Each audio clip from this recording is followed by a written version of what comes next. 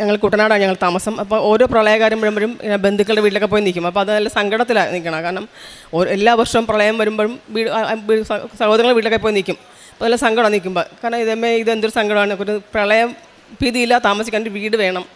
അതൊരു വലിയ പ്രാർത്ഥനയായിട്ട് ഞാൻ എന്നും ഇങ്ങനെ പറയുമായിരുന്നു, അമ്മേ എനിക്കൊരു പ്രളയം വരുമ്പോൾ പേടിച്ചോടാതിരിക്കാൻ അങ്ങനെ ഒരു വീട്, ഒരു വഴി, നല്ല വഴി വേണം, പിന്നെ ശുദ്ധജലം കിട്ടണം. ഇത്രയും മാത്രമേ പ്രാർത്ഥിച്ചുള്ളൂ. അല്ലാതെ വലിയൊന്നും വേണമെന്ന് ആഗ്രഹിച്ചിട്ടില്ലായിരുന്നു. അങ്ങനെ മാതാവ് എനിക്ക് ഈ കഴിഞ്ഞ ഫെബ്രുവരിയിലൊരു ലാസ്റ്റ് വീക്കിലൊരു വീട് ഞങ്ങൾ വാങ്ങി. അപ്പം വീട് അഡ്വാൻസ് കൊടുക്കാൻ പോകുമ്പോഴും കയ്യിൽ പൈസ ഇല്ല. മകൻ്റെ കാശിനെ വെച്ചിട്ട് ഞാൻ മാതാവേ ഈ വീട്ടിൽ എന്നെ കൊണ്ട് നിർത്തി എനിക്കിതങ്ങനെ വാങ്ങാൻ പറ്റും. കാരണം എനിക്ക് 55 വയസ്സ് കഴിഞ്ഞു, 56ാമത്തെ വയസ്സാണ് നിൽക്കണം. എനിക്ക് ലോൺ ബാങ്ക് തരുമെന്ന് എനിക്കറിയില്ല. അപ്പോൾ ഞാൻ കുറേ ബാങ്കുകൾ ഞങ്ങൾ കയറിറങ്ങി. പക്ഷേ എന്നിട്ടും മാതാവ് അഡ്വാൻസ് കൊടുക്കുന്ന തന്നെ മാതാവിന് കാശിന് കയ്യിൽ നീ കൊടുത്തോ എന്ന് തന്നെ മാതാവ് മനസ്സിൽ പറയാനാണ്. ഞാൻ അഡ്വാൻസ് കൊടുത്തു. അത് കഴിഞ്ഞ് എങ്ങനെയൊക്കെ ആയാലും ലോൺ 35 ലക്ഷം ലോൺ സാങ്ഷനായി. ഞങ്ങൾ ആ വീട് വാങ്ങി, ആധാരമൊക്കെ എഴുതി.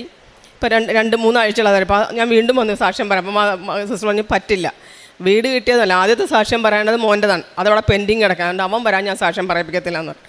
അവൻ ഇപ്പം ഓടി ബാങ്കിൽ നിന്ന്, പ്രൈവറ്റ് ബാങ്കിലാണ്. അപ്പം അവിടുത്തെ പ്രൈവറ്റ് ബാങ്കിൽ നമുക്കറിയാം എല്ലാ ബാങ്കിൻ്റെയും ബുദ്ധിമുട്ട്.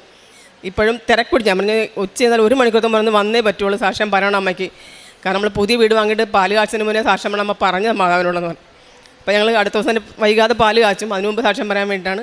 അങ്ങനെ ഒരു അത്യാവശ്യം സൗകര്യം, എല്ലാ വണ്ടികളും കയറുന്ന വഴിയും ശുദ്ധജലമുള്ള നല്ല പൈപ്പ് വെള്ളവും ബോർവെൽ വെള്ളം എല്ലാ വെള്ളങ്ങളും ഉള്ള നല്ല ഒരു വീട് കിട്ടി.